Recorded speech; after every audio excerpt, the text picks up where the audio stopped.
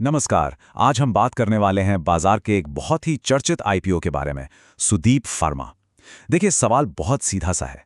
क्या इस कंपनी का जो जबरदस्त बिजनेस है वो इसकी ऊंची कीमत को जस्टिफाई करता है? और यही वो असल दुविधा है जिससे निवेशक जूझ रहे हैं।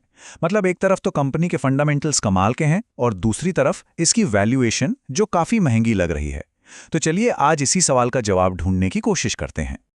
तो सबसे पहले ये समझते हैं कि आखिर इस आईपीओ को लेकर इतनी चर्चा, इतना बज़ क्यों है।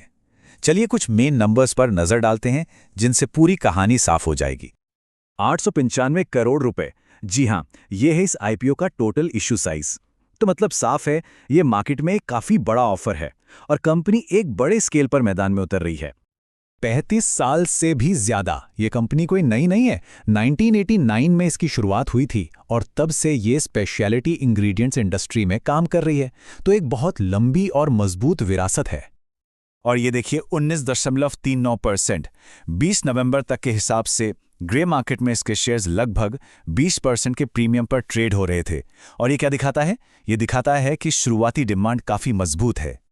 अच्छा, अब जरा जरूरी डिटेल्स और भी एक नजर डाल लेते हैं। इश्यू 21 से 25 नवंबर तक खुला रहेगा। प्राइस बैंड है 563 से 593 रुपए।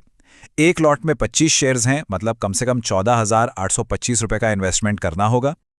चलिए, ये तो हो गई आईपीओ की डिटेल्स। अब आते हैं सबसे दिलचस्प हिस्से पर, खुद कंपनी के बिजनेस पर। ज्यादातर एनालिस्ट्स एक बात पर तो सहमत हैं कि ये एक हाई क्वालिटी बिजनेस है। पर क्यों? आइए समझते हैं। देखिए, सुदीप फार्मा एक ग्लोबल लीडर है फार्मास्यूटिकल एक्सिपिएंट्स में। अब ये एक ऐसा खास फील्ड है जहां बहुत ज़्यादा टेक्निकल नॉलेज चाहिए।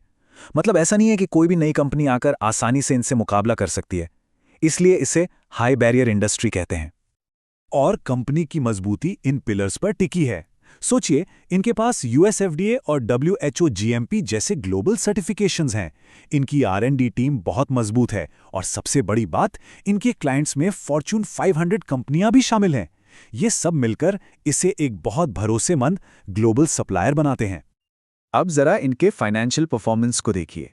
वित्त वर्ष 24 से 25 तक कंपनी का रेवेन्यू भी बढ़ा है और नेट प्रॉफिट भी। ये जो लगातार ग्रोथ है ना, ये एक स्वस्थ और मजबूत बिजनेस की निशानी होती है। और ये नंबर देखिए, करीब 28%। ये है इनका रिटर्न ऑन नेटवर्थ। अब आसान भाषा में इसका मतलब है कि कंपनी अपने शेयर होल्डर्स के पैसे को कितनी कुशलता से इस्तेमाल करके प्रॉफिट कमा रही है।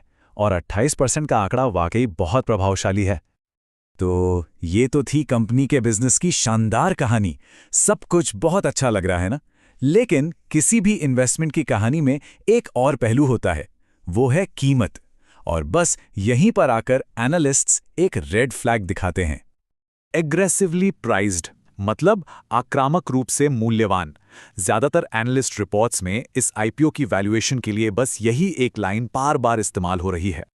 अब ये समझने के लिए कि ऐसा क्यों कहा जा रहा है, हमें एक बहुत ही कॉमन मेट्रिक को देखना होगा, पीई रेशियो। ये बस इतना बताता है कि कंपनी की 1 रुपए की कमाई के लिए निवेशक कितने रुपए चुकाने को तैयार हैं। जितना ज्यादा पीई, उतना महंगा स्टॉक। और यहां देखिए, सुदीप फार्मा का पीई 45 से 48 के बीच है, जबकि इसी इंडस्ट्री की दूसरी अच्छी कंपनियों का पीई 30 से 45 के बीच रहता है। तो मतलब साफ है, कंपनी अपनी वैल्यूएशन में एक अच्छा खासा प्रीमियम मांग रही है। एक और बहुत जरूरी बात, जो 895 करोड़ रुपए जुटाए जा रहे हैं, उसमें से 800 करोड़ रुपए ऑफर फॉर सेल यानी ओएफएस हैं। इसका सीधा मतलब यह है कि ज्यादातर पैसा कंपनी के विकास के लिए नहीं, बल्कि पुराने शेयर होल्डर्स की जेब में जाएगा। और ये बात नए निवेशकों को अक्सर पसंद नहीं आती।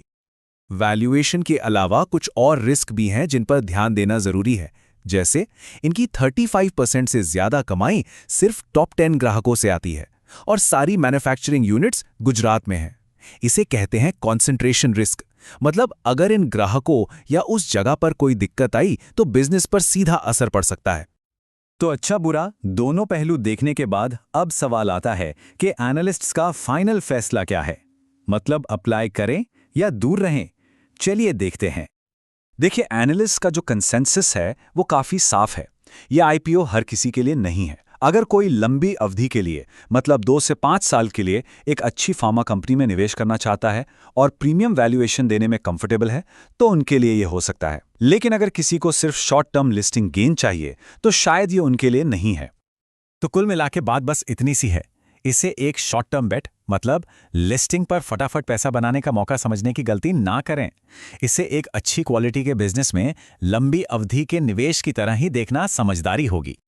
और आखिर में ये सब हमें एक बड़े सवाल पर लाकर खड़ा कर देता है। आज के मार्केट में एक अच्छी क्वालिटी की कंपनी के लिए प्रीमियम कीमत चुकाना, क्या ये एक समझदारी भरा दाव है या फिर एक जोखिम भरा जुआ? सुदीप फार्मा में पैसा लगाना है या नहीं, इसका फैसला आखिर में इसी सवाल के जवाब पर टिका है।